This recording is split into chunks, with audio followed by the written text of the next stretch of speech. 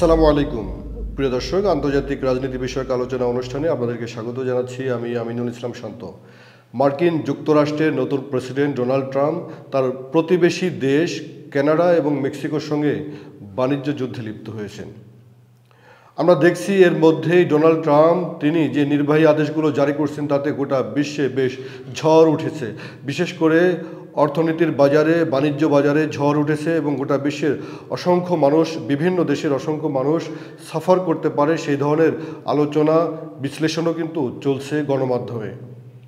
সুপ্রিয় দর্শক, মার্কিন যুক্তরাষ্ট্র ডোনাল্ড ট্রাম্পের নির্বাহী আদেশে কানাডার সঙ্গে এবং মেক্সিকোর সঙ্গে, অর্থাৎ এই দুটি দেশ তার একদম প্রতিবেশী দেশ, সীমান্ত রয়েছে, যে দ্বন্দ্বে লিপ্ত হয়েছে সেই দ্বন্দ্বের মূল কথাই হচ্ছে যে শুল্ক আরোপ, অর্থাৎ বাণিজ্যে যে পণ্য রয়েছে উভয় দেশের আমদানি রপ্তানি সেই পণ্যে শুল্ক আরোপ।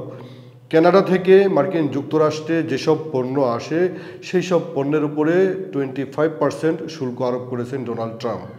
ঠিক একই সঙ্গে তিনি 25% শুল্ক আরোপ করেছেন মেক্সিকোর পণ্যের উপরেও। আরেকটি কথা সেটি হচ্ছে যে চীনের উপরে তিনি চলমান যে শুল্ক রয়েছে তার থেকে আরও 10% শুল্ক বৃদ্ধি করেছেন। এর ফলে কিন্তু এখন আলোচনা অনেক তুঙ্গে। বিশেষ করে কানাডার প্রধানমন্ত্রী জাস্টিন ট্রুডো তিনি তাৎক্ষণিকভাবে পাল্টা জবাব দিয়েছেন। তার দেশও ঠিক সেম একই দিন থেকে মার্কিন যুক্তরাষ্ট্রের যেসব পণ্য কানাডা যায় তার উপরে 25% শুল্ক আরোপ করেছেন এবং মেক্সিকোর প্রেসিডেন্ট তিনিও একই ধরনের ঘোষণা দিয়েছেন। তার মানে কি, এখানে আমরা দেখছি যে এই অর্থে কানাডা এবং মেক্সিকো তারা উভয় মার্কিন যুক্তরাষ্ট্রের পাশে বাস করে এন্টি আমেরিকান একটি পলিসিতে এখন তারা ঐক্যবদ্ধ হয়েছে।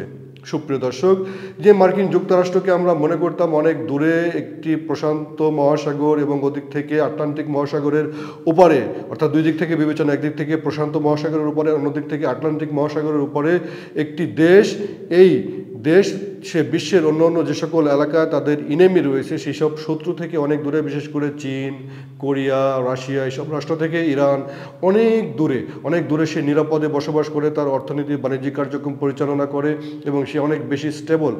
এখন দেখছি মার্কিন যুক্তরাষ্ট্র ডোনাল্ড ট্রাম্পের নেতৃত্বাধীন অবস্থায় ঠিক তার পাশের দেশের সঙ্গেই পুরোপুরি দ্বন্দ্বে লিপ্ত হচ্ছে। সুপ্রিয় দর্শক, ডোনাল্ড ট্রাম্প শপথ নেবার আগেই তিনি বলেছেন যে তিনি কানাডাকে প্রস্তাব করবেন কানাডাকে একটি রাজ্য হিসাবে মার্কিন যুক্তরাষ্ট্রের সাথে একীভূত হবার জন্য। এতে কিন্তু কানাডিয়ানরা ব্যাপক খেপেছেন এবং এর তীব্র প্রতিবাদ জানিয়েছেন। তার মানে কি, আমরা দেখছি যে ডোনাল্ড ট্রাম্পের নেতৃত্বাধীন মার্কিন যুক্তরাষ্ট্র কানাডার সঙ্গে এবং মেক্সিকোর সঙ্গে তার প্রতিবেশী দেশের সঙ্গে দ্বন্দ্বে লিপ্ত হয়েছে।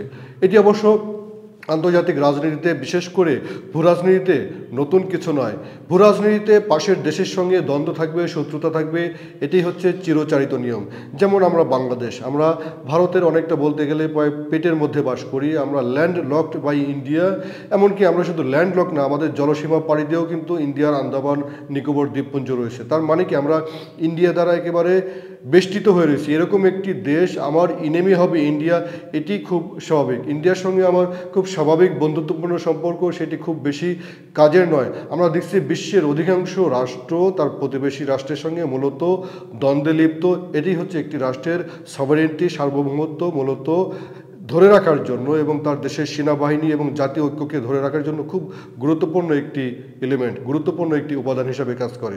যাই হোক প্রিয় দর্শক, আলোচনা দীর্ঘ করব না। ডোনাল্ড ট্রাম্প নির্বাহী আদেশে যে সকল অর্থনৈতিক নিষেধাজ্ঞা দিচ্ছেন বা শুল্ক আরোপ করছেন, বিশেষ করে বিভিন্ন দেশের সাহায্য সহযোগিতা বন্ধ করে দিচ্ছেন।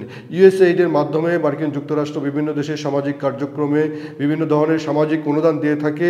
সেই ইউএসএইডকে পুরোপুরি মার্কিন যুক্তরাষ্ট্রের পররাষ্ট্র মন্ত্রণালয়ের সঙ্গে যুক্ত করা হচ্ছে এবং আমি যখন কথা বলছি আজকে ইউএসএইডের ওয়েবসাইট বন্ধ করে দেওয়া হয়েছে। তারা হয়তো এটিকে নতুন করে সংশোধন করছে বা এর কার্যক্রম আপাতত স্টপ রেখেছে। তার মানে কি, মার্কিন যুক্তরাষ্ট্র তার অর্থনৈতিক কার্যক্রমকে ঢেলে সাজানোর জন্য হোক বা ডোনাল্ড ট্রাম্পের তার যে পলিসির কারণেই হোক না কেন, যে পদক্ষেপগুলো নিচ্ছে এটি গোটা বিশ্বের বিভিন্ন মানুষের বা দেশের জন্য, বিশেষ করে তৃতীয় বিশ্বের বা দরিদ্র দেশগুলোর জন্য অনেক বেশি ক্ষতির কারণ হতে পারে এবং অনেক মানুষের পণ্য ক্রয় বিক্রয়ের প্রতি ক্ষতির কারণ হতে পারে বলেই এখন পর্যন্ত পত্রপত্রিকায় বিশ্লেষণে আলোচনা করা হচ্ছে। সুপ্রিয় দর্শক, আলোচনা দীর্ঘ করব না। শেষ কথা, মার্কিন যুক্তরাষ্ট্র কিন্তু এখন ঠিক তার দোরগোড়ায় কানাডা এবং মেক্সিকোকে তার কানাডা এবং মেক্সিকোকে তার শত্রু রাষ্ট্র হিসাবে পরিগণিত করতে শুরু করেছে এবং তাদের দ্বন্দ্ব দিন দিন এখন বৃদ্ধি হবে তেমন একটি ইঙ্গিত পাওয়া যাচ্ছে।